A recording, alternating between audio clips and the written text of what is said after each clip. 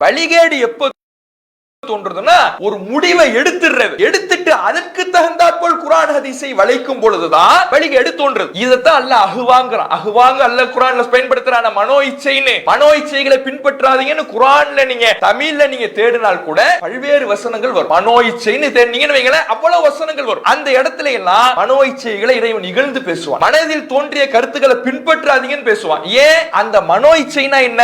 ஒரு ஆள் ஒரு முடிவை எடுத்துறது, அந்த முடிவுக்கு தகுந்தாற் போல குர்ஆன் வசனத்தை தேடுறது, ஹதீஸ்களை தேடுறது இருக்காது. ஒவ்வொருவருடைய முடிவுக்கு தகுந்த மாதிரி குர்ஆன் வசனம் இருக்குமா? ஒவ்வொருவருடைய முடிவுக்கு தகுந்த மாதிரி ஹதீஸ் இருக்குமா?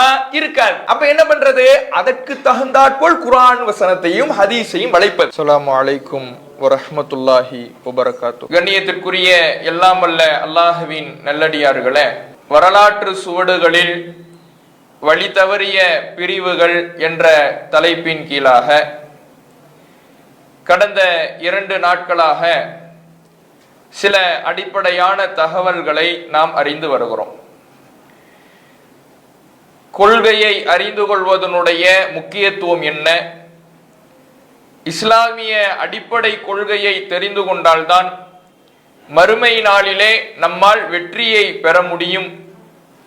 கொள்கை தேடல் இல்லை என்றால் இந்த சமுதாயத்திலே இஸ்லாத்தின் பெயரால் நுழைந்திருக்கின்ற தவறான கொள்கைகளிலே வீழ்ந்து நம்முடைய மறுமை வாழ்க்கையை நாம் இழக்க நேரிடும்.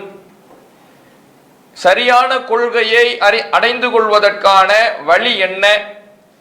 நபிகள் நாயகம் ஸல்லல்லாஹு அலைஹி வஸல்லம் அவர்கள் வெற்றி பெறுகின்ற கூட்டத்திற்கான அடையாளமாக எதை சொல்லி காட்டுகிறார்கள் என்கின்ற தகவல்களை எல்லாம் நேற்றைய தினம் வரை நாம பார்த்து, அல்லாஹ்வுடைய தூதர் அவர்கள் வெற்றி பெற்ற கூட்டம் அல் ஜமாஅத் என்று சொல்லியிருக்கிறாங்க. அந்த ஜமாஅத்னா என்ன என்பதை எல்லாம் நாம நேற்றைய தினம் ஓரளவு அறிந்து கொண்டோம். நபிகள் நாயகம் ஸல்லல்லாஹு அலைஹி வஸல்லம் அவர்கள் சொன்ன அந்த ஜமாஅத் என்பது குர்ஆன் ஹதீஸின் அடிப்படையிலே ஒன்றிணைகிற கூட்டமைப்பு தான். அதுதான் வழிகேடுகளிலிருந்து நம்மை காப்பாற்றும். வழிகேட்டில் விழாமல் நம்மை பாதுகாப்பது குர்ஆன் ஹதீஸ் தான். அந்த வழியில் தான் நபிகள் நாயகம் ஸல்லல்லாஹு அலைஹி வஸல்லம் அவர்கள் நம்மை விட்டு சென்றிருக்கிறார்கள். குர்ஆன் ஹதீஸை தாண்டி வேறு வழிக்கு நாம் செல்கிறோம் என்றால் நபி தோழர்களுடைய சொந்த ஆதாரமாக பின்பற்ற வேண்டும். இமாம்களுடைய சொந்த கருத்துக்களை மார்க்க ஆதாரமாக பின்பற்ற வேண்டும்.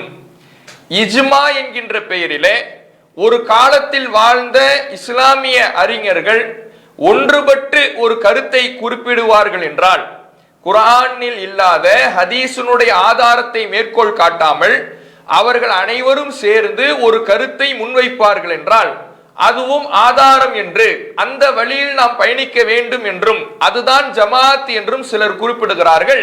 அப்படி எந்த ஒரு அங்கீகாரத்தையும் அல்லாஹ் நமக்கு தரவில்லை. நாம் வழிகேட்டிலிருந்து விலகி நேர்வழியை நோக்கி செல்ல வேண்டும் என்றால் அதற்கு குர்ஆன் ஹதீஸ் மட்டுமே தீர்வு என்பதையெல்லாம் நாம நேற்றைய தினம் நாம அறிந்து கொண்டோம். பொதுவாக நாம இந்த குர்ஆன் ஹதீஸை விட்டு செல்கிறோம் என்றால், மற்ற மனிதர்களுடைய கருத்துக்களுக்கு முக்கியத்துவம் வழங்குகிறோம் என்றால், அங்கே எந்த ஒரு கருத்து நிலைநாட்டப்படுகிறதுனா வழிகேட்டில் இந்த குர்ஆன் ஹதீஸை மட்டும் நாம் பின்பற்றுகிற பொழுது அந்த நிலை கருத்து வேறுபாட்டிலே நம்மை கொண்டு போய் வீழ்த்தி விடுகிறது. வழிகேட்டில் போய் தள்ளிவிடும். குர்ஆன் ஹதீஸை மட்டும் வைத்து சத்தியத்தை அறிய முடியாது என்ற ஒரு தவறான நிலைக்கு கொண்டு போய் தள்ளி விடுகிறது.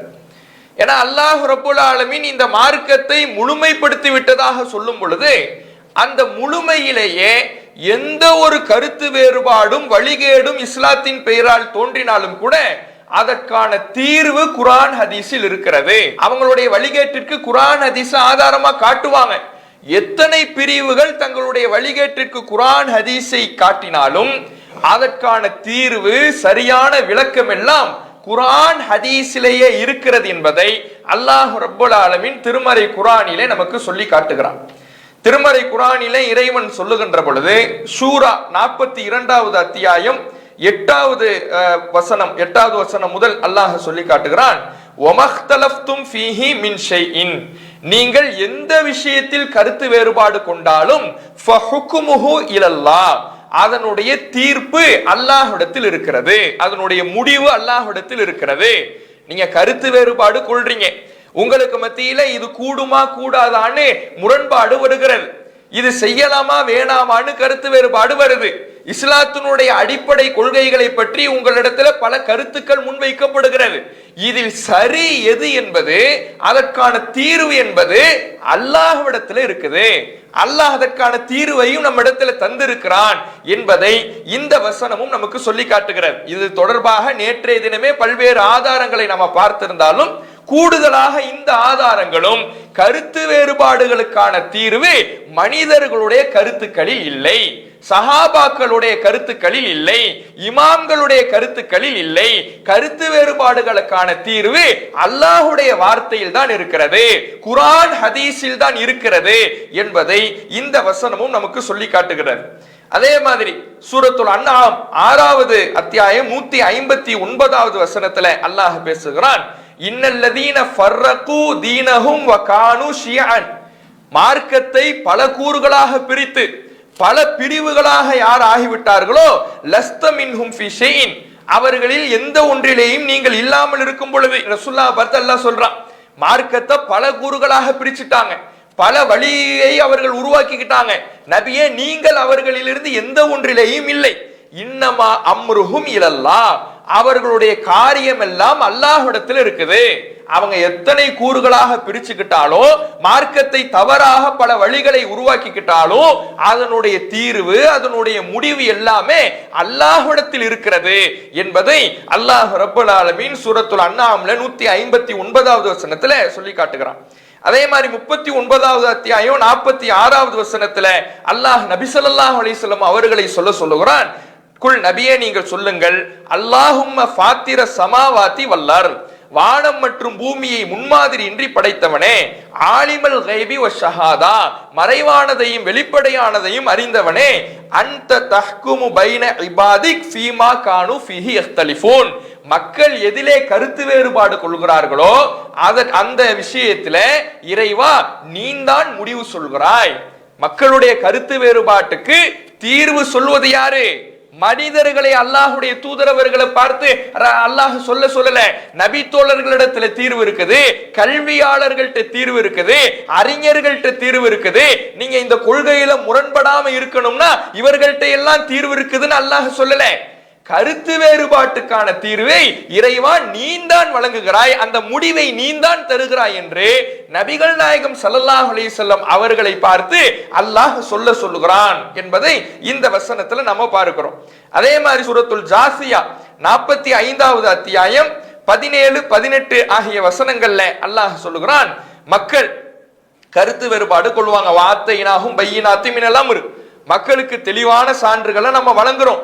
ஃபமக்தலஃபு இல்லா மின் பஅதி மா ஜாஅஹுமுல் இல்ம், அவர்களிடத்துல இந்த கல்வி வந்த பிறகு, இறைவன் தெளிவான சான்றுகளை ஆதாரங்களை தந்த பிறகு அவர்கள் கருத்து வேறுபாடு கொள்வதற்கான காரணம் பகியன் பைனஹும், அவர்களுக்கு மத்தியிலே இருக்கின்ற பொறாமைதான், குரோதம் தான். அவர்களுடைய குரோதம் அவர்களுடைய உள்ளத்தில் இருக்கிறதுனாலதான் நீ சொல்லி நான் என்ன கேட்கிறதுங்கிற ஒரு நிலை அவர்களுடைய உள்ளத்துல கசடாக இருப்பதனாலதான் அவர்கள் கருத்து வேறுபாட்டிலிருந்து வெளிவராமல் இருக்கிறார்கள், வழிகேட்டிலிருந்து வெளிவராமல் இருக்கிறார்கள். அவர்கள் வழிகேட்டில் இருப்பதற்கு இதுதான் காரணம். இது தொடர்பாக அல்லாஹ் அவர்களுக்கு மறுமை நாள்ல தீர்ப்பளிப்பான். அல்லாஹ் சொல்லிட்டு அதை தொடர்ந்து சொல்லுகிறான், சும்ம ஜஅல்நாக அலா ஷரீஅத்தின் மினல் அம்ர், காரியத்திலிருந்து ஒரு நேரிய வழியின் மீது உம்மை நாம் ஆக்கியிருக்கிறோம். ஃபத்தபிஉஹா, அல்லாஹ் சொன்ன அந்த மார்க்க சட்டத்தை மட்டும் நீங்கள் பின்பற்றுங்கள். ரசூலுல்லாஹ்வுக்கு அல்லாஹ் சொல்றான், அல்லாஹ் இப்படியெல்லாம் மக்கள் கருத்து வேறுபாட்டில் இருந்தாலும் பல வழிகளை உருவாக்கிக்கிட்டாலும் உங்களுக்கு ஒரே ஒரு மார்க்க சட்டத்தை நான் தந்திருக்கிறேன், ஒரே ஒரு வழிமுறையை தந்திருக்கிறேன், அந்த வழிமுறை மட்டும் நீங்கள் பின்பற்றுங்கள். வலா தத்தபி அஹ்வா அல்லதீன லா யஅலமூன், அறியாதவர்களுடைய மனோ இச்சைகளை நீங்கள் பின்பற்றாதீர்கள். மனிதர்களுடைய சொந்த கருத்தை, மனோ இச்சைகளை என்ன செய்யக்கூடாது? மார்க்கம்னு பின்பற்றக்கூடாது. மனிதர்களுடைய சொந்த கருத்தும் சுய கருத்தும் அவர்களுடைய மனதில் தோன்றுகிற கருத்துக்கள் எல்லாம் மார்க்கமாக அமைந்து விடாது. மார்க்கம் என்றால் அல்லாஹ் எதை தந்திருக்கிறானோ அது மட்டும்தான் மார்க்கம், அதை மட்டும்தான் நீங்கள் பின்பற்ற வேண்டும் என்று அல்லாஹ் ரப்பல் ஆலமீன் இந்த கருத்து வேறுபாடுகளிலிருந்து வெளிவருவதற்கான வழிமுறையை இந்த வசனத்துல சொல்லி தருகிறான். அதே மாதிரி சூரத்து நஹல் 16வது அத்தியாயம் 64வது வசனத்துல அல்லாஹ் சொல்லுகிறான், ஒமா அன்சல்னா அலைக்கல் கித்தாபே, இந்த வேதத்தை உங்களுக்கு நாம எதற்காக கொடுத்தோம்னா இல்லா லிதுபையின லஹுமுல்லதி இக்தலஃபு ஃபீஹி, மக்கள் எதுல கருத்து வேறுபாடு கொண்டாங்களோ அந்த கருத்து வேறுபாட்டை அவர்களுக்கு புரிய வைப்பதற்காகத்தான் இந்த வேதத்தையே தந்திருக்கிறோங்கிற அல்லாஹ். வேதம் எதுக்காகனா மக்களிடத்துல கருத்து வேறுபாடு வரும், ஒவ்வொருத்தரும் தப்புந்தவருமா புரிவாங்க, வழிகேட்டுக்கு போவாங்க. மக்களை வழிகேட்டிலிருந்து வென்றெடுக்க வேண்டும்னா, வழிகேட்ட புரிய வைக்கணும்னா, இது தப்பான கொள்கைன்னு புரிய வைக்கணும்னா அதற்கான தீர்வு இந்த வேதத்துல தான் இருக்கு. அதுக்காகத்தான் இந்த வேதத்தை நாம வழங்கி இருக்கிறோம்னு அல்லாஹ் ரப்பல் ஆலமீன் சொல்லி காட்டுகிறான். அப்ப கருத்து வேறுபாட்டுக்கு தீர்வு, வழிகேட்டிலிருந்து நேர்வழியை அடைவதற்கான தீர்வு மனிதர்களிடத்துல இல்ல, முந்தைய மனிதர்களை கை காட்டுவதில் இல்ல. இந்த அவர் வழியில போனா நம்ம நேர்வழி அடைஞ்சுக்கலாம், இவர் வழியில போனா நேர்வழி அடைஞ்சுக்கலாம், அறிஞர்களுடைய வழியில போனா நேர்வழி அடைஞ்சுக்கலாம், இஜ்மாவுடைய வழியில போனா நேர்வழி அடைஞ்சுக்கலாம் என்று சொல்வதில் நேர்வழி இல்ல.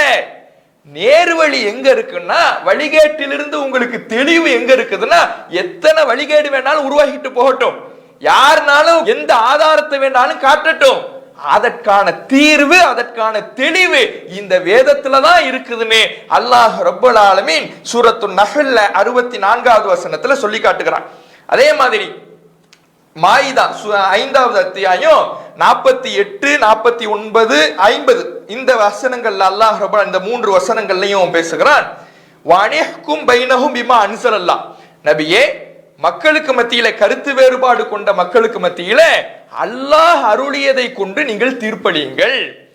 மக்கள் கருத்து வேறுபாடு வந்துருச்சுன்னா, மக்கள் பல பிரிவுகளாக பிரிகிறாங்கன்னா, அந்த கருத்து வேறுபாடுகளுக்கு நபியே நீங்க எதை வச்சு தீர்ப்பளிக்கணும்? அல்லாஹ் அருளினான்ல, அல்லாஹுடைய இறை செய்தி இருக்குதுல, குர்ஆன் இருக்குதுல, ஹதீஸ்கள் இருக்குதுல, இதை வைத்து மக்களுக்கு நீங்க முடிவு சொல்லுங்க. மக்களுக்கான தீர்வு, வழிகேட்டிலிருந்து அவர்களை வென்றடிப்பதற்கான வழிமுறை இந்த குர்ஆன் ஹதீஸ்ல தான் இருக்குது. வலா தத்தபி அஹ்வாஅஹும், அவர்களுடைய மனோ இச்சைகளை நீங்கள் பின்பற்றாதீங்க. வழிகேட்டுக்கான காரணம் என்னன்னா மனோ இச்சை தான். அவங்க தங்களுடைய கருத்தை, சுய கருத்துக்களை மார்க்கத்துல புகுத்துவதுதான் வழிகேட்டுக்கான காரணம். அதை பின்பற்ற கூடாது. மனிதர்களுடைய சுய கருத்துக்களை, மனிதர்களுடைய சுய விருப்பங்களை, அவர்களுடைய மனதில் தோன்றுகிற கருத்துக்களை எல்லாம் மார்க்கமாக பின்பற்ற கூடாது. அதுதான் வழிகேட்டுக்கான காரணம். அதுதான் வழிகேட்டுல கொண்டு போய் தள்ளிடும். அதை நீங்க பின்பற்றாதீங்க. பின்பற்றுவதாக இருந்தால் அல்லாஹ்விடமிருந்து அருளப்பட்ட செய்தியை மட்டும் பின்பற்றுங்க. அதுதான் கருத்து வேறுபாடுகளை களைவதற்கான வழிமுறை என்பதை அல்லாஹ் சொல்லிவிட்டு தொடர்ந்து பேசுகிறான். வஹ்தர்ஹும் அன் யஃப்தினுக அன் பஅதி மா அன்ஸலல்லாஹு இலைக், அல்லாஹ் உங்களுக்கு அருளிய செய்தியை விட்டு உங்களை குழப்பி விடுவதை விட்டு நீங்க எச்சரிக்கையா இருந்துங்க. ரொம்ப கவனமா இருக்கணும். கொள்கை விஷயத்துல ரொம்ப கவனமாக இருக்கணும். அவன் சில ஆதாரங்கள் என்கின்ற அடிப்படையில கொண்டு உங்களை குழப்ப பார்ப்பான். அதற்கான தீர்வு குர்ஆன்லயே இருக்குது, அதற்கான வழிகாட்டல் குர்ஆன்லயே இருக்குது, அதற்கான தெளிவுரை குர்ஆன்லயே இருக்குது. அந்த குர்ஆனை வைத்து, இறைவனுடைய வஹி செய்தியை வைத்து, ஹதீஸ்களை வைத்து நீங்க முடிவு சொல்லுங்க. மனோ இச்சைகளை பின்பற்றாதீங்க. மனசுல தோன்றதையெல்லாம் பின்பற்றிடக் கூடாது. ஏன்னா இன்றைக்கு வழிகேடுகள் எப்படி உருவாகுதுன்னா, ஆதாரத்தை மட்டும் நாம வைத்து பார்த்தோம் என்றால், குர்ஆன் ஹதீஸின் அடிப்படையிலே மட்டும் நின்றால் வழிகேடு தோன்றாது. வழிகேடு எப்ப தோன்றதுன்னா, ஒரு முடிவை எடுத்துட்டு அதற்கு தகுந்தாற்போல் குர்ஆன் ஹதீஸை வளைக்கும் பொழுதுதான் வழிகேடு தோன்றது. இதைத்தான் அல்லாஹ் அஹ்வாங்கிறான். அஹ்வாங்கு அல்லாஹ் குர்ஆன்ல பயன்படுத்துறான மனோ இச்சைன்னு. மனோ இச்சைகளை பின்பற்றாதீங்கன்னு குர்ஆன்ல நீங்க தமிழ்ல நீங்க தேடினால் கூட பல்வேறு வசனங்கள் வரும். மனோ இச்சைன்னு தேடினீங்கன்னு வைங்களேன், அவ்வளவு வசனங்கள் வரும். அந்த இடத்துல எல்லாம் மனோ இச்சைகளை இறைவன் இகழ்ந்து பேசுவான். மனதில் தோன்றிய கருத்துக்களை பின்பற்றாதீங்கன்னு பேசுவான். ஏன்? அந்த மனோ இச்சைனா என்ன? ஒரு ஆள் ஒரு முடிவை எடுத்துறது, அந்த முடிவுக்கு தகுந்தாற் போல குர்ஆன் வசனத்தை தேடுறது, ஹதீஸ்களை தேடுறது இருக்காது. ஒவ்வொருவருடைய முடிவுக்கு தகுந்த மாதிரி குர்ஆன் வசனம் இருக்குமா? ஒவ்வொருவருடைய முடிவுக்கு தகுந்த மாதிரி ஹதீஸ் இருக்குமா? இருக்காது. அப்ப என்ன பண்றது? அதற்கு தகுந்தாற்போல் குர்ஆன் வசனத்தையும் ஹதீஸையும் வளைப்பது. உதாரணத்துக்கு, இறைவனுக்கு உருவம் உண்டு நாம சொல்றோம். எந்த அடிப்படையில சொல்றோம்? அல்லாஹுக்கு கை இருக்கிறதா குர்ஆன் வசனம் வருது. அல்லாஹுடைய காலை பற்றி குர்ஆன் வசனம் பேசுகிறது. அல்லாஹுடைய முகத்தை பற்றி குர்ஆன் வசனம் பேசுது. தெளிவான வார்த்தைகளோடு குர்ஆன் வசனம் இருக்குது. இப்ப இந்த வசனங்களை அப்படியே பின்பற்றினா இறைவனுக்கு உருவம் உண்டுங்கிற கொள்கையை தான் சொல்லணும். உருவம் இல்லைன்னு சொல்றாங்கல்ல, அவங்க என்ன பண்ணுவாங்க? முடிவை எடுத்துடுவாங்க. அல்லாஹுக்கு உருவம் இல்லை அப்படின்னு முடிவு எடுத்து விட வேண்டியது. முடிவை எடுத்து விட்டு இப்ப இந்த வசனங்கள்லாம் அதுக்கு எதிரா இருக்குமே. அல்லாஹுடைய முகத்தை பற்றி பேசுகின்ற வசனம் அவர்களுடைய முடிவுக்கு எதிராக இருக்கும். அல்லாஹுடைய கைகளை பற்றி பேசுகிற வசனம் அவர்களுடைய முடிவுக்கு எதிராக இருக்கும். அல்லாஹுடைய காலை பற்றி பேசுகிற வசனம் அவர்களுடைய முடிவுக்கு எதிராக இருக்கும். இப்ப என்ன பண்றது? இதனை வளைப்பது, இதற்கு மாற்று விளக்கம் கொடுப்பது. எப்படி? அல்லாஹுடைய முகம்னா முகம் இல்ல, அல்லாஹுடைய திருப்தி. அல்லாஹுடைய கையினா கை இல்ல, அல்லாஹுடைய அதிகாரம். இப்படி மாற்று விளக்கம் கொடுப்பாங்க. ஒரு முடிவை எடுத்து விட்டு அதற்கு தகுந்தாற்போல் ஆதாரங்களை வளைப்பது இருக்குதுல்ல, இதுதான் மனோ இச்சை. இந்த மனோ இச்சையின் வழியில் சென்றால் அது வழிகேட்டில தான் கொண்டு போய் வீழ்த்தும். அந்த மனோ இச்சைகளுக்கு மார்க்க விஷயத்துல இடம் கொடுக்க கூடாது. என்ன குர்ஆன்ல இருக்குதோ அதைத்தான் பின்பற்றணும், என்ன ஹதீஸ்கள்ல சொல்லப்படுதோ அதைத்தான் பின்பற்றணும். ஒரு முடிவை எடுத்துவிட்டு ஆதாரங்களை தேடினால் அந்த முடிவுக்கு தகுந்தாற்போல் ஆதாரங்களை மக்கள் வளைக்க ஆரம்பிச்சிடுவாங்க. இதுல ரொம்ப கவனமா இருக்கணும். நீங்க குழம்பிடாதீங்க, எச்சரிக்கையாக இருங்கள் என்று அல்லாஹ் ரப்புல் ஆலமீன் இந்த வசனத்துல சொல்லிவிட்டு அதை தொடர்ந்து இறைவன் பேசுகிறான். அஃப ஹுக்குமுல் ஜாஹிலியத் யபகுன், அறியாமை கால முடிவை அவர்கள் தேடுகிறார்களா? ஒமன் அஹ்சனு மினல்லாஹி ஹுக்குமன் லிகௌமி யூகினூன், உறுதியாக நம்புகிற சமுதாயத்திற்கு, நல்ல ஈமான் வலுவுள்ள சமுதாயத்திற்கு அல்லாஹ்வை விட அழகிய தீர்ப்பளிப்பவன் யார் இருக்கிறா? முடிவு சொல்பவன் யார் இருக்கிறா? அல்லாஹ் கேட்கிறான் பாருங்க. உறுதியாக நம்புகிற சமுதாயம்னா அல்லாஹ்வை எப்படி நம்பணும்? எல்லா விஷயங்களுக்கும் அல்லாஹ் தீர்வை தந்திருக்கிறான்னு நம்பணும். அதான் உறுதியான நம்பிக்கை. அல்லாஹ் முழுமைப்படுத்திட்டேன்னு சொல்றான். குர்ஆனை நான் முழுமைப்படுத்திட்டேன், இறை செய்தியை முழுமைப்படுத்திட்டேன், இந்த மார்க்கத்தை முழுமைப்படுத்திட்டேன், எல்லா விஷயங்களுக்கும் உங்களுக்கு தீர்வு இருக்கிறது, வழிகேட்டிலிருந்து நீங்கள் விலகி இருப்பதற்கு தீர்வு இருக்கிறது, நேர்வழி காட்டியாக இருக்கிறது, எந்த குழப்பங்கள் வந்தாலும் அந்த குழப்பங்களிலிருந்து தப்பிப்பதற்கான வழி இருக்கிறது, விளக்கம் இருக்கிறது, என்னை மாதிரி யாராலும் விளக்க முடியாது, இப்படியெல்லாம் சொல்லி தன்னுடைய ஞானத்தினால் அல்லாஹ் நமக்கு அழகான இறை செய்தியை தந்திருக்கிறான். இத ஒரு முஸ்லிம், ஒரு இறை நம்பிக்கையாளர் எப்படி நம்பணும்? எல்லாத்துக்கும் குர்ஆன்ல தீர்வு இருக்குதுன்னு நம்பணும்.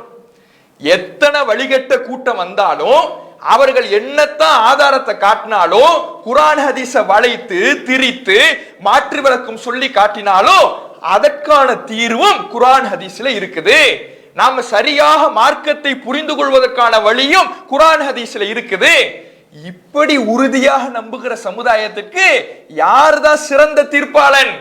அல்லாஹ் தான். அல்லாஹ்வை விட சிறந்த தீர்ப்பு சொல்லுகிற, வழிகேட்டிலிருந்து விலகுவதற்கான தீர்வை தருகின்றவன் யாராவது இருக்கானா? அல்லாஹ் கேட்கிறான். அப்ப இவ்வளவு தெளிவாக, இவ்வளவு உறுதியாக உங்களுக்கு தீர்வை சொல்வது யாரு? தீர்ப்பு அல்லாஹ்வை விட தீர்ப்பு சொல்றவன் யாராவது முடியுமா? அல்லாஹ்வுடைய செய்தி எனக்கு வழிகேட்டிலிருந்து விலகுவதற்கான தீர்ப்பை தரல, ஒரு நபித்தோழருடைய சொந்த கருத்து தீர்ப்பை தருதுன்னா இங்க யாருடைய தீர்ப்பை விட நபித்தோழருடைய தீர்ப்பை முற்படுத்துறாங்க? அல்லாஹ்வுடைய தீர்ப்பை விட நபித்தோழருடைய தீர்ப்பை முற்படுத்துறாங்க. அல்லாஹ்வுடைய தீர்ப்பை விட இமாம்களுடைய தீர்ப்பை முற்படுத்துறாங்க. அல்லாஹ்வுடைய தீர்ப்பை விட இமாம் ஷாஃபி, இமாம் அபூ ஹனீஃபா, இஜ்மா என்று மனிதர்களுடைய கருத்துக்களை முற்படுத்துறாங்க. வமன் அஹ்சனு மினல்லாஹி ஹுக்குமா, அல்லாஹ்வை விட அழகிய தீர்ப்பு சொல்பவன் யார்? யாராவது இருக்கிறானா? அல்லாஹ்வை விட அழகிய தீர்ப்பு சொல்லிட முடியுமா? தீர்வை சொல்லி தந்திட முடியுமா? அல்லாஹ் தான் சிறந்த தீர்ப்பாளன் என்பதை உறுதியாக நம்ப வேண்டும். அப்ப வழிகேட்டிலிருந்து விலகுவதற்கான வழி, வழிகேட்டிலிருந்து தப்பித்து நேர்வழியை அடைவதற்கான வழி, எத்தனை வழிகட்ட பிரிவுகளும் கொள்கைகளும் நம்ம முன்னால வந்து நின்றாலும் அதிலிருந்து தெளிவை பெற்றுக் கொள்வதற்கான வழி இறை செய்தியில் தான் இருக்கிறது என்பதை அல்லாஹ் ரப்புல் ஆலமீன் இத்தனை வசனங்களை நமக்கு சொல்லித்தரா. இன்னும் பல்வேறு ஆதாரங்களும் நமக்கு இதை தெளிவுபடுத்தக்கூடியதாக இருக்குது. அப்ப நாம புரிய வேண்டியது என்னன்னா, அடிப்படையாக நம்ம தெரிந்து கொள்ள வேண்டியது, நபிகள் நாயகம் ஸல்லல்லாஹு அலைஹி வஸல்லம் அவர்கள் சொன்ன அந்த ஜமாத் என்பது குர்ஆன் ஹதீஸில் அடிப்படையில் ஒன்றிணைகிற ஜமாத்து. குர்ஆன் ஹதீஸின் அடிப்படையிலே ஒன்றிணைவதுதான் அந்த ஜமாத்துக்கான வெற்றி பெறக்கூடிய கூட்டத்திற்கான அடையாளம் என்பதை நாம ஆழமாக புரியணும். ஏன் இது ஆழமா புரியணும்னா, அல்லாஹ் சொல்றான்ல, நீங்க எச்சரிக்கையா இருங்க, உங்களை குழப்பிடுவாங்க. அல்லாஹ் சொல்றானா இல்லையா? நீங்க எச்சரிக்கையா இருங்க. ஏன்? அல்லாஹுடைய வஹி விஷயத்துல உங்களை குழப்பி விடுவார்கள். அல்லாஹ் எப்படி இன்றைக்கு குழப்புறாங்க, எப்படி எல்லாம் ஒரு சென்டிமெண்ட் வாதத்தை பேசுவாங்கன்னு பாருங்க. நபித்தோழர்களை விட உங்களுக்கு நிறைய தெரியுமா இப்படிம்பாங்க. சரிதானே, ரசூல்லா கூட இருந்தாங்க தானே, அப்ப அவங்கள விட நம்ம தெரிஞ்சவங்களா, அவங்க கருத்தை எப்படி விட்டுறது, இப்படி ஒரு சென்டிமெண்ட்டை ஷைத்தான் நம்ம உள்ளத்துல போடுவான். இஜ்மா மார்க்க எப்படிப்பா, மார்க்க இஜ்மா எப்படிப்பா மார்க்க ஆதாரமாகும்? ஒரு காலத்துல ஒரு சாராரு ஒன்னு சேர்ந்து ஒரு முடிவை சொல்றாங்க. அவங்க குர்ஆன் ஹதீஸை மேற்கோள் காட்டல, வஹியை மேற்கோள் காட்டல, அவங்க எல்லாரும் சேர்ந்து ஒரு முடிவை சொல்றாங்கன்னா இது எப்படி மார்க்க ஆதாரமாக ஆகும்? அதை எப்படி மார்க்க ஆதாரம்னு அல்லாஹ் அங்கீகரிச்சிருக்கிறானா? இப்படி கேட்டோம்னா அப்ப எல்லாரும் வழிகேடுன்னு சொல்றீங்களா? அந்த இமாம்கள்லாம் தப்புல இருந்தாங்கன்னு சொல்றீங்களா? இது சென்டிமெண்ட். ஆதாரம்னா குர்ஆன்ல இருந்து ஆதாரத்தை காட்டணும், ஹதீஸ்ல இருந்து ஆதாரத்தை காட்டணும். அப்ப அவங்க எல்லாம் வழிகேடுன்னு சொல்றீங்களா? இப்படி கேட்ட உடனே ஒரு சின்ன ஒரு மைய ஒரு புள்ளி நம்முடைய உள்ளத்துல விழும். ஆமா சரிதானே, அவங்க எல்லாம் எப்படி வழிகேடுன்னு சொல்றது, அவங்க எல்லாம் எப்படி தப்புன்னு சொல்றது, சஹாபாக்களுக்கு தெரியாதுன்னு சொல்ல முடியுமா? இப்படி ஒன்றை நம்முடைய உள்ளத்துல ஷைத்தான் போடுவான். வழிகட்ட கொள்கையில் இருப்பவர்கள் இது போன்ற சென்டிமெண்டை வைத்து குழப்ப பார்ப்பார்கள். அப்ப அந்த நேரத்துல தான் நம்ம தெளிவா இருக்கணும். உறுதியாக நம்ம நம்புகிறோம். எதை நம்புகிறோம்? அல்லாஹ் இந்த வேதத்தை, இறை செய்தியை, குர்ஆனை, ஹதீஸை நமக்கு தந்திருக்கிறான். இதை முழுமைப்படுத்தி விட்டதாக சொல்லுகிறான். இதில் எல்லா வழிகேட்டுக்கும் தீர்வு இருக்கிறதுன்னு சொல்லிட்டான். அப்ப எத்தகைய வழிகேடுகள் நம்ம கண்ணு முன்னாடி வந்து நின்றாலும் அதற்கான தீர்வு குர்ஆன் ஹதீஸ்ல இருக்குது. இந்த குர்ஆன் ஹதீஸ்ல இல்லைன்னு நாம நம்பினாதான் எங்க போக வேண்டியது வரும்? மற்ற மனிதர்களுடைய கருத்துக்கு போக வேண்டியது வரும். அப்படியா நம்பணும்? ஒரு இறை நம்பிக்கையாளர் அப்படி நம்பலாமா? அல்லாஹுடைய வேதத்துல, அல்லாஹுடைய செய்தியில, இறை செய்தியில தீர்வு இல்லைன்னு நம்புவது ஒரு மூமியினுடைய செயலாக அமையுமா? உறுதியாக நம்புகிற சமுதாயத்திற்கு அல்லாஹ் தான் சிறந்த தீர்ப்பளிப்பவன் அல்லாஹ் சொல்லிட்டான். அப்ப சிறந்த தீர்ப்பாளன் அல்லாஹ் தான் என்று சொல்லும் பொழுது அவனுடைய செய்தியில் தான் தீர்வு இருக்கிறது, அவனுடைய செய்தியில் தான் அழகிய முடிவு இருக்குது. எந்த வழிகேடுகள் நம்ம முன்னால் எந்த ரூபத்தில் வந்தாலும் மனித கருத்துக்களுக்கு இங்க தேவையே இல்லை. மனிதனுடைய அறிவை வச்சுதான் அல்லாஹ் இந்த மார்க்கத்தை வலுப்படுத்தணும்ங்கிற அவசியம் அல்லாஹ்வுக்கு இருக்குதா? மனிதனுடைய அறிவை வச்சு, மனிதனுடைய மனசுல தோன்றுகிற கருத்தை வச்சு, அவர்கள் சொல்லுகிற சுய கருத்துக்களை வச்சு, மனிதர்களுடைய சுய கருத்துக்களின் உதவியை கொண்டுதான் இந்த மார்க்கத்தை நிலைநாட்ட வேண்டும் என்கின்ற தேவை அல்லாஹ்வுக்கு இருக்குதா?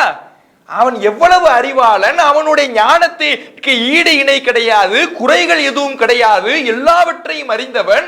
அந்த அறிந்தவனிடமிருந்து ஒரு செய்தி வருது, அதுல எல்லாத்துக்கும் தீர்வு இருக்குது, இதை மூமின்கள் நம்ப வேண்டும்ங்கிறான். ஆனா அதை சரியாக நம்பாததின் விளைவாகத்தான் இன்னைக்கு மனிதர்களுடைய கருத்துக்களை மார்க்கமாக்குறாங்க. அப்ப மனிதர்களுடைய கருத்துக்கு மார்க்கமாக்குகிற நிலை இந்த மார்க்கத்தில் கிடையவே கிடையாது. அது யாருடைய வழிமுறை? மனிதர்களை கை காட்டுறது இருக்குதே, இது மக்கத்து முஷ்ரிக்கின்களுடைய, இணை வைப்பாளர்களுடைய, வழிகேட்டில் இருந்தவர்களுடைய வழிமுறையாகத்தான் அல்லாஹ் குர்ஆன்ல பதிவு செய்யறான். திருமறை குர்ஆன்ல சூரத்துல் பக்கரா 2வது அத்தியாயம் 170வது வசனம், 5வது அத்தியாயம் 104வது வசனம், 7வது அத்தியாயம் 28வது வசனம், 21வது அத்தியாயம் 52, 53வது வசனம், 36வது அத்தியாயம் 78வது வசனம், 31ல 21, 43ல 23, 43ல 21, 22, 23 இந்த வசனங்கள் எல்லாவற்றிலையும் அல்லாஹ் சொல்லக்கூடியது முன்னோர்களை யார் கை காட்டுவாங்கன்னு சொல்லும் பொழுது அசத்தியவாதிகள், வழிகேடர்கள் தான் இந்த முன்னோர்களை கை காட்டுவார்கள் என்று அல்லாஹ் ரப்பல் ஆலமீன் சொல்லி காட்டுறான். அதுக்கு ஒரே ஒரு உதாரணம், இப்ராஹிம் நபி அவர்கள் தன்னுடைய தந்தையிட்ட கேட்கிறாங்க, மா ஹாதிஹி தமாசில் அல்லதி அன்தும் லஹா ஆகிஃபுன், எதை நீங்கள் வழிபடுகிறீர்களோ இந்த சிலைகள் என்ன அப்படின்னு இப்ராஹிம் நபி தன்னுடைய தந்தை இடத்திலையும் சமுதாயத்திடத்திலையும் கேட்கிறாங்க. அப்ப அவங்க சொன்ன பதில் என்ன தெரியுமா? வஜதுனா ஆபாஅனா லஹா ஆபிதீன், நாங்க எங்களுடைய முன்னோர்கள் இதை வணங்குபவர்களாகத்தான் கண்டோம். ஏன் இப்படி அவங்க பதில் சொன்னாங்க? அவங்கள்ட்ட ஆதாரம் இல்லை. சிலைகளை வணங்குறதுக்கு எதுவும் ஆதாரமா இருக்கும்? சிலை வழிபாட்டுக்கு ஆதாரம் கிடையாது. ஆதாரம் இல்லைங்கிறவங்க தான் எங்க போறாங்க? என் பாட்ட முப்பாட்ட செஞ்சாங்கல்ல, எங்க முன்னோர்கள் செஞ்சாங்கல்ல, அதனால நானும் செய்யறேன். முன்னோர்களை கை காட்ட வேண்டிய தேவை எப்ப ஏற்படுதுன்னா ஆதாரம் இல்லைங்க பொழுதுதான். இந்த மார்க்கத்துல ஆதாரம் இல்லைங்கிற நிலை இருக்குதா? எல்லாத்துக்கும் உனக்கு தெளிவை தந்திருக்கிறேன், ஆதாரத்தை தந்திருக்கிறேன்னு அல்லாஹ் சொல்லிட்டான். அல்லாஹ் எல்லாத்துக்கும் தெளிவை தந்து விட்டேன் என்று சொல்லும் பொழுது முன்னோர்களை கை காட்ட வேண்டிய அவசியம் என்ன இருக்குது? அப்ப அல்லாஹ் ரப்பல் ஆலமீன் திருமறை குர்ஆனிலே இந்த இடங்கள் எல்லாவற்றிலுமே ஆதாரம் இல்லாத கொள்கையை பின்பற்றுபவர்கள் தான் முன்னோர்களை கை காட்டுவார்கள், ஆதாரம் இருப்பவர்கள் முன்னோர்களை கை காட்ட மாட்டாங்க என்ற கருத்தை இந்த வசனங்கள்ல நமக்கு எடுத்து சொல்லுகிறான். அதே மாதிரி அந்த 43வது அத்தியாயத்தில் உள்ள வசனத்தை சொன்னோம்ல, அதுல 43வது அத்தியாயம் 21, 22, 23 அதுல இருக்கக்கூடிய கருத்து என்னன்னா, அல்லாஹ் ரப்பல் ஆலமீன் கேட்கிறான் மக்கள்கிட்ட, இந்த அசத்திய கொள்கையில இருக்கக்கூடியவங்க மக்கள், அம் ஆத்தைனாஹும் கிதாபம் மின் கப்லி ஃபஹும் பிஹி முஸ்தம்சிகுன், இந்த அசத்திய கொள்கையில இருக்கிற மக்கள் அவங்களுக்கு இதற்கு முன்னால் ஒரு வேதத்தை தந்து அதை பற்றி பிடித்தா இப்படி எல்லாம் செய்யறாங்க? இல்ல, பல் மாறாக காலு அவர்கள் சொல்றாங்க, இன்னா வஜதுனா ஆபாஅனா அலா உம்மத்தின், எங்களுடைய முன்னோர்களை ஒரு வழிமுறையில் கண்டோம், வ இன்னா அலா ஆசாரிஹி முஹ்ததூன், அவர்களுடைய வழியிலேயே நாங்கள் பின்தொடர்ந்து செல்கிறோம். இப்படி அவங்க சொல்லுவாங்களாம். இவங்களுக்கு ஒரு வேதத்தை கொடுத்து அதை பின்பற்றினா இப்படி அவங்க செஞ்சிருப்பாங்களா? இந்த வழிகேட்டுல போய் விழுந்திருப்பாங்களா? இப்படியான அசத்திய கொள்கையை பின்பற்றி இருப்பாங்களா? அப்படி இவங்க பின்பற்றல, வேதத்தின் அடிப்படையில் இவங்க செயல்படல. இவங்க எதை யாரை கை காட்டினாங்க? முன்னோர்களை கை காட்டினாங்க. அதுதான் வழிகேட்டிற்கான அடையாளம் என்று அல்லாஹ் சொல்லிட்டான். அப்ப ஆதாரம் இல்லாதவர்கள் தான் முன்னோர்களை கை காட்டுவார்கள். ஆதாரம் நமக்கு இருக்குது, குர்ஆன் இருக்குது, ஹதீஸ் இருக்குது, இதிலே எல்லாவற்றுக்கும் தெளிவு இருக்குதுன்னு அல்லாஹ் சொன்ன பிறகு முன்னோர்களை கை காட்டுவது என்பது அல்லாஹுடைய மார்க்கத்தில் குறை காண்பதாக ஆகிவிடும். அல்லாஹுடைய மார்க்கத்திலே தெளிவு இல்லை என்று நம்புவதாக ஆகிவிடும். இறைவனுடைய செய்தியில, குர்ஆனிலே, ஹதீஸிலே எனக்கு முழுமையான விளக்கம் கிடைக்கவில்லை என்று ஆகிவிடும். அப்படி நம்புவது நம்முடைய ஈமானையே பாதித்துவிடும். அப்ப அதுல ரொம்ப கவனமாக இருக்க வேண்டும். நம்முடைய கொள்கை விஷயத்துல குர்ஆன் ஹதீஸ் மட்டும்தான் மார்க்கம், அதில் தான் வழிகேட்டிலிருந்து விலகி நிற்பதற்கான வழி இருக்கிறது என்பதை உறுதியாக ஆழமாக நம்ப வேண்டும். அதே மாதிரி இதுல இன்னொரு விஷயத்தை நம்ம கவனிக்கணும். இந்த ஜமாத்னா குர்ஆன் ஹதீஸின் அடிப்படையிலே ஒன்றிணைவதுதான் ஜமாத் என்பதற்கு தான் இவ்வளவு ஆதாரங்களை நம்ம பார்த்து கொண்டு வருகிறோம். ஜமாத்னா முன்னோர்கள் இல்ல, முன்னோர்கள் ஒன்று சேர்ந்து சொல்லுகின்ற கருத்துக்கள் இல்ல, முன்னோர்கள் காலம் காலமாக எதை சொல்லிக்கிட்டு இருக்கிறாங்களோ அது இல்ல. ஜமாத் என்றால் குர்ஆன் ஹதீஸ் தான், அந்த ஆதாரம் தான் ஜமாத் என்பதற்கு தான் இவ்வளவு ஆதாரங்களையும் பார்த்து கொண்டு வருகிறோம். இத நாம மட்டும் சொல்லல, இமாம் இப்னு ஹஸ்ம் என்பவர் அவர் சொல்றார். ஏன் இதை நம்ம மேற்கோள் காட்டுறோம்னா, இஜ்மால மார்க்கம் கிடையாது, முன்னோர்களை பின்பற்றுகின்ற வழிமுறை இஸ்லாத்துல இல்ல, முன்னோர்கள்லாம் சேர்ந்து ஒன்ன சொன்னாங்கன்னா அது மார்க்கம் ஆகாது என்று நாம சொல்லுகின்ற பொழுது நம்மை நோக்கி வழிகேடுபட்டவங்க சுட்டுவாங்க. குர்ஆன் ஹதீஸ் மட்டும்தான் மார்க்கம்னு சொல்லக்கூடிய நம்மை பார்த்து என்ன சொல்லுவாங்கன்னா, நீங்க இஜ்மா இல்லைங்கிறீங்களே, நீங்க வழிகேடும்பாங்க. குர்ஆன் ஹதீஸ் மட்டும்னு சொல்றது எப்படி வழிகேடாக ஆகும்? இப்படி சொல்லக்கூடியவங்களுக்கு அவங்களுக்கு பதிலாக இமாம் இப்னு ஹஸ்ம் என்பவர் அவரும் என்ன பண்ணிருக்கிறாரு? குர்ஆன் ஹதீஸ் மட்டும்தான் மார்க்கம்னு அவர் சொல்லக்கூடிய அந்த செய்தியை நம்ம என்ன செய்யறோம்? ஒரு மேற்கோளுக்காக சொல்லி காட்டுகிறோம். அவர் தன்னுடைய இஹ்காம் என்கின்ற நூல்ல பேசுகிறார். ஃபஅலம், நீங்க ஃபஅலம் ரஹிமகுமுல்லா, நீங்கள் அறிந்து கொள்ளுங்கள், அன்ன மனித்தபஅ நஸ்ஸல் குர்ஆன் வமா உஸ்னித மின் தரீகி சிகாத்தி இலா ரசூலுல்லாஹி ஸல்லல்லாஹு அலைஹி வஸல்லம், யார் திருமறை குர்ஆனுடைய நேரடி ஆதாரத்தையும் ஆதாரபூர்வமாக நபிகள் நாயகம் ஸல்லல்லாஹு அலைஹி வஸல்லம் அவர்களிடமிருந்து வரக்கூடிய ஹதீஸ்களையும் பின்பற்றுகிறாரோ ஃபகத் இத்தபஅல் இஜ்மாஅ யகீனா, அதுதான் உறுதியான இஜ்மா. இஜ்மா ஜமாத் ரசூலுல்லாஹ் சொல்லியிருக்கிறாங்களே, அது எது? குர்ஆன் ஹதீஸை மட்டும் பின்பற்றுவதுதான் உறுதியாக இஜ்மா.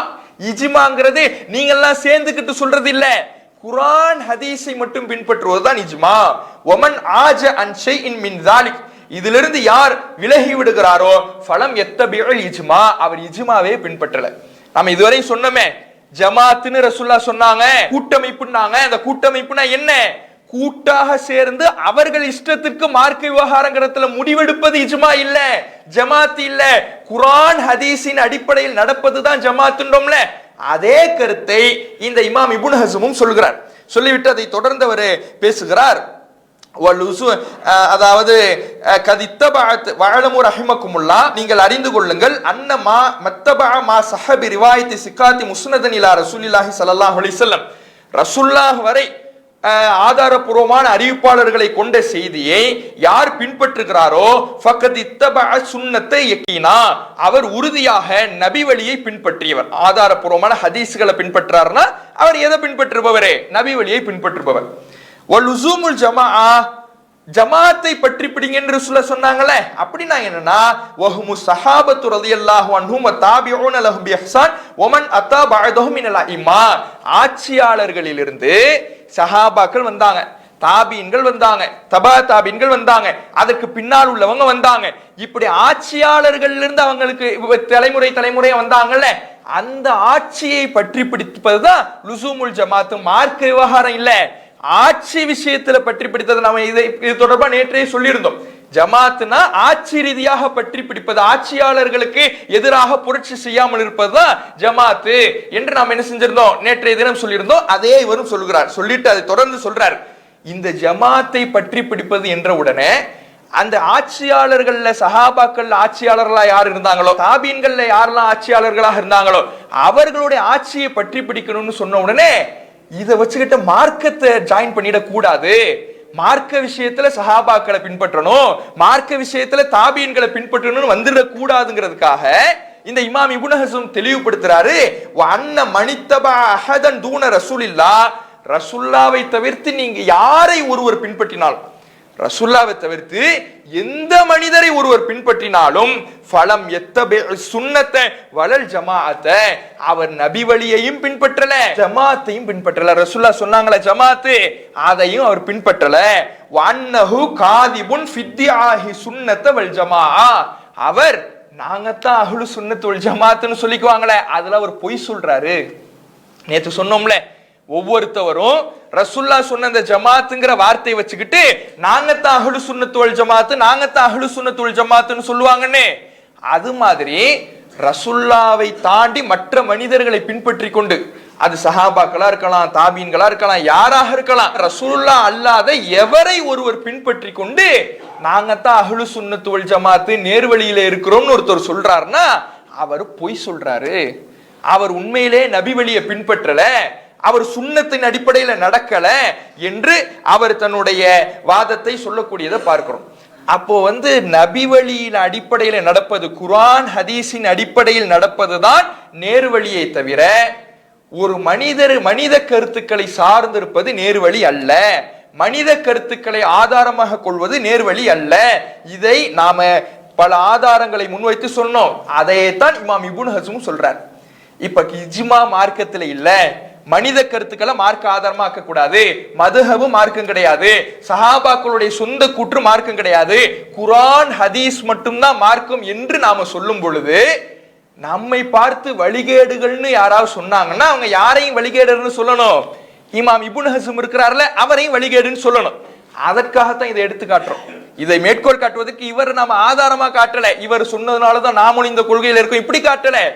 இமாம்களை பின்பற்றணும்னு சொல்றாங்கல்ல, அந்த இமாம்களை பின்பற்றணும்னு சொல்லக்கூடியவங்க இந்த இமாமை, இந்த இப்னு ஹஸம் இமாமை வழிகேடுன்னு சொல்லணும். ஏன்? இவர் இஜ்மா மார்க்கத்துல இல்லைங்கிறார். எல்லாரும் சேர்ந்து ஒன்னு சேர்ந்து ஒரு சுய கருத்தை சொல்வது இஜ்மா கிடையாதுங்கிறார். குர்ஆன் ஹதீஸை மட்டும்தான் பின்பற்றணுங்கிறார். அப்ப இவரை என்ன பண்ணணும்? வழிகேடுன்னு சொல்லணும். அப்படி சொல்லுவாங்களா? அதை மட்டும் என்ன செய்ய மாட்டாங்க, சொல்ல மாட்டாங்க. தௌஹீத் ஜமாத் மட்டும்தான் என்னது வழிகேடு. ஒன்னே ஒன்னு புரிஞ்சுங்க, குர்ஆன் ஹதீஸ் மட்டும்தான் மார்க்கம்னு சொல்லும் பொழுது அது வழிகேடாகுமா? குர்ஆன் ஹதீஸ் மட்டும்தான் மார்க்கம்னு சொல்றோம், அதுல எந்த கலப்படங்களையும் கலக்கல, இது எப்படி வழிகேடாகும்? இதை சில அலங்கார வார்த்தைகளின் மூலமாக மக்களை குழப்பும் விதமாக சில கொள்கைகளை முன்வைத்து கொண்டிருக்கிறார்கள். அதுல தான் நம்ம தெளிவடையணும். நேர்வழிக்கு அளவுகோல் குர்ஆன் ஹதீஸ் மட்டும்தான் என்பதை இதுல நம்ம புரிந்து கொள்ள வேண்டும். அப்ப இதுதான் ரசூலுல்லாஹ் சொன்ன அந்த வழிமுறை, நேர்வழியை அடைந்து கொள்வதற்கான வழிமுறை ஜமாத் என்பது இந்த குர்ஆன் ஹதீஸ் மட்டும்தான். இதை நாம இன்றைக்கு பிரச்சாரம் செய்து கொண்டிருக்கிறோம். குர்ஆன் ஹதீஸ் மட்டும்தான் மார்க்கம், இறை செய்தி மட்டும்தான் இஸ்லாம் என்று நாம மக்கள் மத்தியில எடுத்து சொல்லி கொண்டிருக்கிறோம். இப்படி எடுத்து சொல்லும் பொழுது என்ன கேள்வி வரும் அப்படின்னா, ஏன் குர்ஆன் ஹதீஸ் மட்டும்தானே மார்க்கம், நீங்க ஏன் அதுக்கு தமிழ்நாடு தௌஹீத் ஜமாத்னு ஒரு பேர் வச்சிருக்கிறீங்க? தமிழ்நாடு தௌஹீத் ஜமாத்னு ஏன் அதுக்கு ஒரு பேர் வச்சு நீங்க ஒரு தனி இயக்கமாக எதுக்கு செயல்படுறீங்க அப்படின்னு என்ன செய்வாங்க சில பேர் ரொம்ப அறிவார்ந்த முறையில கேட்டு, அதனால இந்த இயக்கங்கள்லாம் தப்பு, இயக்கங்கள்லாம் வைக்கவே கூடாது, அதனால இதுல இருந்து விலகி இருப்போம் அப்படின்னு சொல்லி ஒரு 10 பேர் என்ன செய்வாங்க விலகி நிற்பாங்க. அவங்களுக்குன்னு ஒரு பள்ளியை உண்டாக்குவாங்க, அதுக்கு ஒரு போர்டை ஏதாவது ஒரு பேரை வைத்து போர்டை உருவாக்குவாங்க.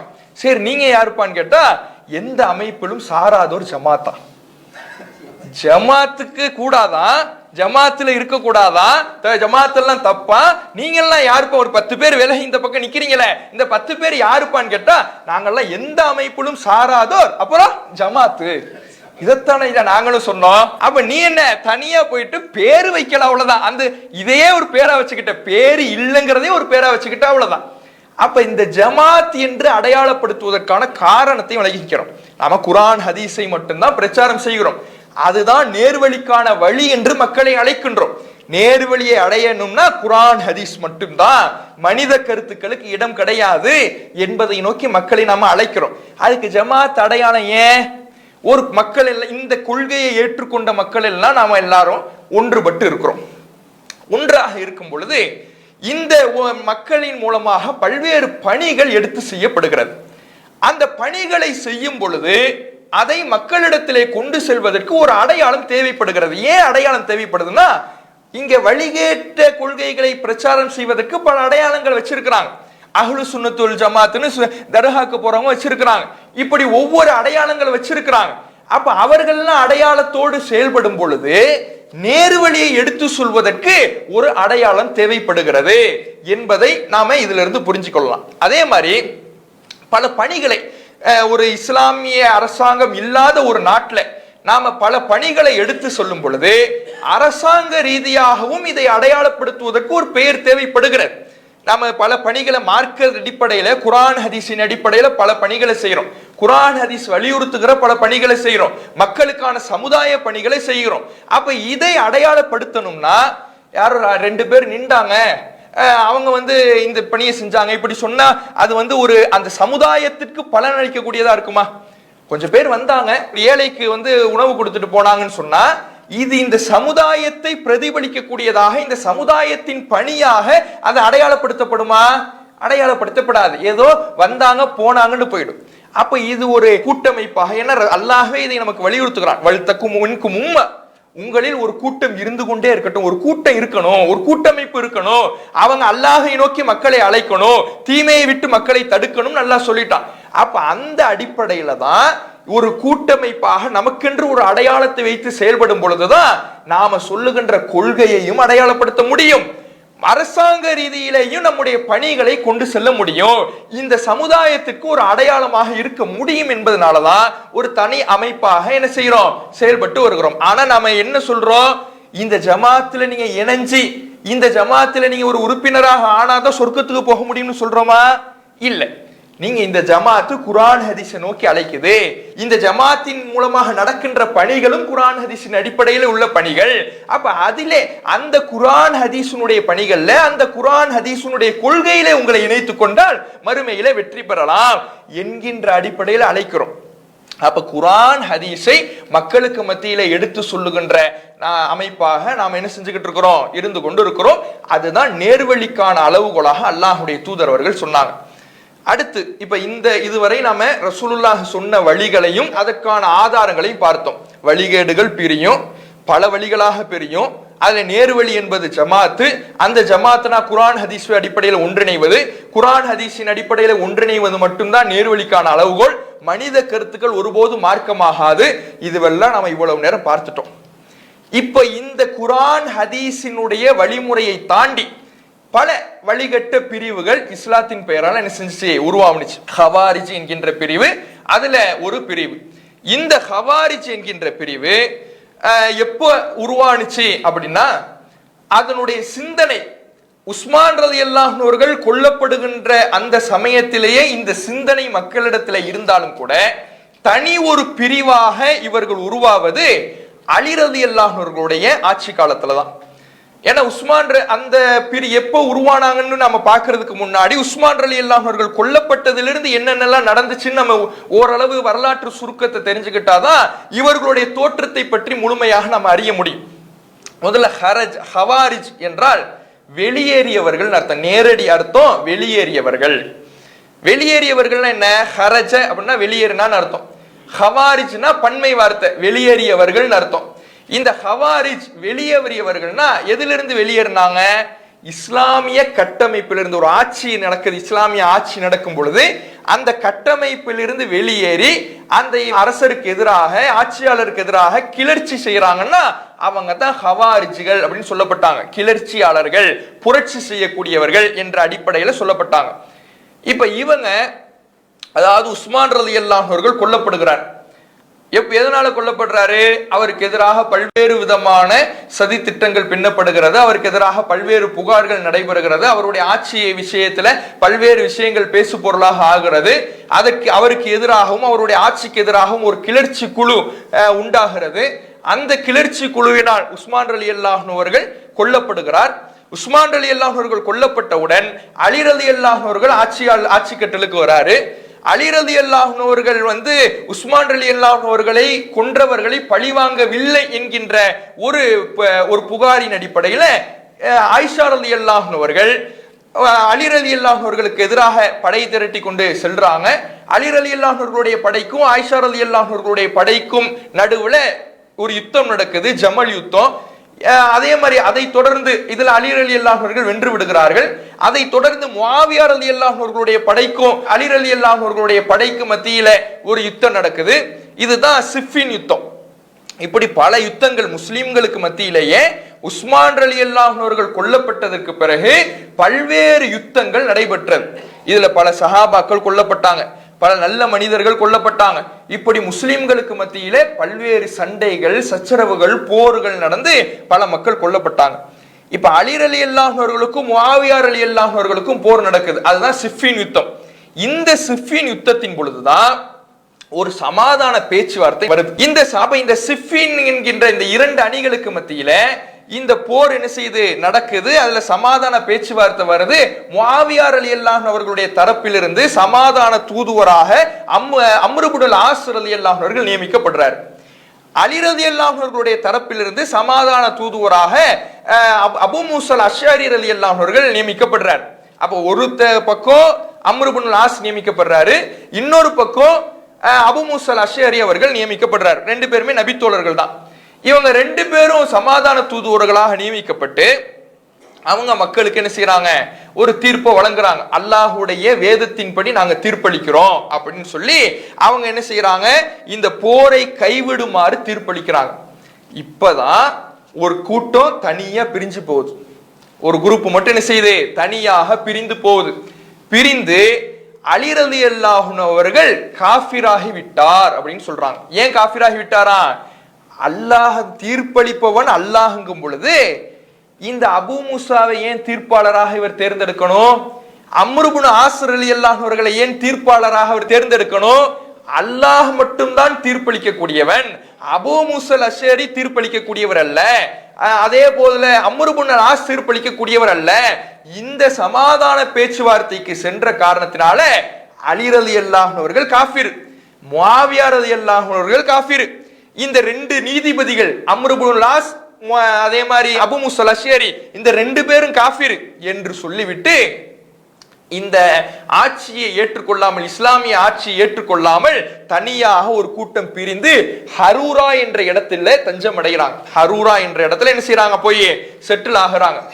இது வரலாற்றுல இவர்கள் கிட்டத்தட்ட 8000 பேர் அளவுக்கு இருந்தாங்க என்று ஒரு சில வரலாற்று குறிப்புகள்ல சொல்லப்படுகிறது. இன்னும் சில குறிப்புகள்ல 16000 பேர் அளவுக்கு இருந்தாங்கன்னு சொல்லப்படுது.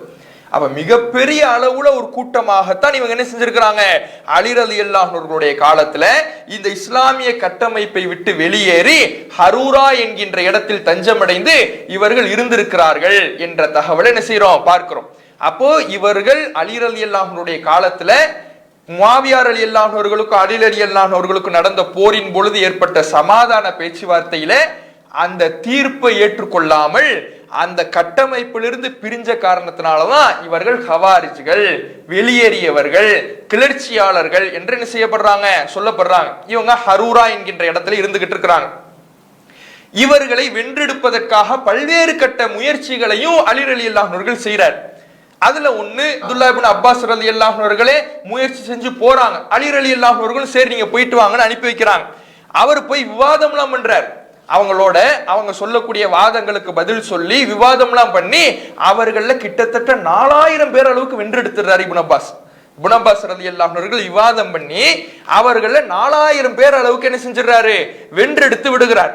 வென்று விட்ட பிறகு அதுல மீதம் இருக்கிறாங்கல்ல அந்த மக்களுக்கு அலி ரலியல்லாஹு அன்ஹு ஒரு ஆப்ஷன் கொடுக்கிறார். உங்கள்கிட்ட நாங்க போற ஸ்டார்ட் பண்ண மாட்டோம், உங்களுக்கு தேவையான இஸ்லாமிய ஆட்சியினால என்ன பாதுகாப்பு கொடுக்க முடியுமோ பாதுகாப்பு ஏற்பாடுகளை கொடுப்போம், இப்படியான சில நிபந்தனைகளை சொல்றார். ஆனாலும் இவர்கள் இந்த மீதம் இருக்கக்கூடிய இந்த ஹவாரிஜ்கள் அந்த பேச்சுவார்த்தைக்கோ அலி ரலியல்லாஹு அன்ஹுடைய நிபந்தனைக்கோ எதற்குமே கட்டுப்படாமல் மிகப்பெரிய குழப்பத்தை செஞ்சுக்கிட்டு இருக்கிறாங்க. என்ன குழப்பம், இவங்களுடைய கருத்தை யாரெல்லாம் ஏத்துக்கலையோ, என்ன கருத்து, அலி ரலியல்லாஹு அன்ஹு காஃபிர், முஆவியா ரலியல்லாஹு அன்ஹு காஃபிர், இப்படியான கருத்து இருக்குல்ல, சஹாபாக்கள் காஃபிர் என்று சொல்லக்கூடிய அந்த தீர்ப்பு இருக்குதுல்ல, இந்த கருத்தை யாரெல்லாம் ஏத்துக்கலையோ, அலி ரலியல்லாஹு அன்ஹுவுக்கு எதிராக போர் செய்ய வேண்டும் என்கின்ற கருத்துக்கு யாரெல்லாம் ஒத்து வரவில்லையோ அவர்களை எல்லாம் கொலை செய்ய ஆரம்பிச்சுட்டாங்க, கொல்ல ஆரம்பிச்சுட்டாங்க.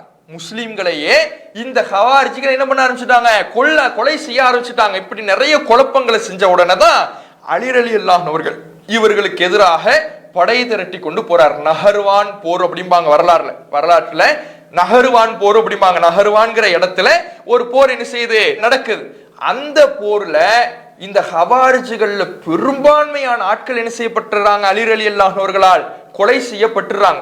நிறைய பேர் என்ன செய்யப்பட்டுறாங்க, கொலை செய்யப்பட்டுறாங்க. இருக்கக்கூடிய மிச்சம் கொஞ்சம் இருந்தவர்கள் எல்லாம் பல பகுதிகளுக்கு என்ன செஞ்சிடறாங்க, சிதறி போய்விட்டாங்க. அப்ப அலி ரலியல்லாஹு அவர்களுடைய காலத்திலேயே தோன்றி அலி ரலியல்லாஹு அவர்களுடைய காலத்திலேயே பெரும்பான்மையான ஹவாரிஜ்கள் அலி ரலியல்லாஹு அவர்களால் கொல்லப்பட்டு விட்டுறாங்க. இதுதான் வரலாற்று சுருக்கம். ஹவாரிஜிகளை பற்றிய தோற்றமும் அவர்களுடைய முடிவும் என்பது இதுதான். ஆனாலும் கூட இவர்களுடைய சிந்தனை முடிவடையல.